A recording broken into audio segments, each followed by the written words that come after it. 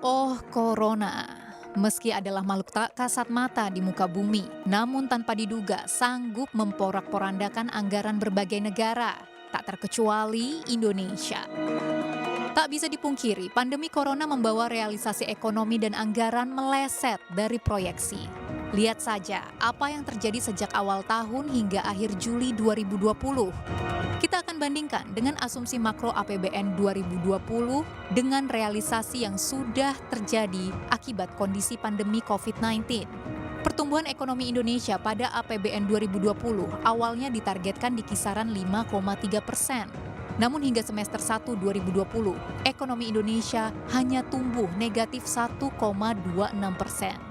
Realisasi inflasi tanah air hingga Juli hanya tercatat di bawah 1%. Sedangkan secara tahunan baru sekitar 1,54%. Padahal, pemerintah berharap setidaknya di tahun 2020 inflasi mencapai 3,1%. Nilai tukar rupiah pun per Juli bertengger di 14.600-an per dolar Amerika. Gapnya cukup signifikan dengan proyeksi pemerintah di 14.400 per dolar Amerika Serikat. Rentang target meleset semakin terasa di asumsi harga minyak mentah yang dalam realisasinya hanya 60% dari perkiraan, meskipun lifting minyak dan gas mendekati proyeksi. Menurunnya pendapatan dari sisi migas tentunya berujung kepada semakin minimnya pendapatan pemerintah. Padahal sektor penerimaan pemerintah lainnya, yaitu pajak, juga sudah terpangkas akibat sejumlah insentif yang diberlakukan pemerintah. Ini buktinya, per Juli 2020 pendapatan negara hanya mencapai 922,2 triliun rupiah. Sedangkan di sisi pengeluaran, belanja negara meningkat mencapai 1.252,4 triliun rupiah karena banyaknya program stimulus pemulihan ekonomi nasional selama pandemi. Defisit anggaran yang membengkak tak terelakkan. Ada satu fokus pemerintah saat menghamburkan ratusan triliun rupiah melalui stimulus, yaitu agar masyarakat bisa berbelanja, memutar roda ekonomi, dan Indonesia terhindar dari resesi. Namun harus diakui, kemungkinan Indonesia tidak terperosok ke jurang resesi itu tipis. Hal itu diakui Menteri Keuangan Sri Mulyani yang memproyeksi pertumbuhan ekonomi Juli hingga September akan berada di range negatif 2% hingga 0%. Lihat bahwa di kuartal ketiga downside risk-nya ternyata tetap menunjukkan suatu risiko yang nyata.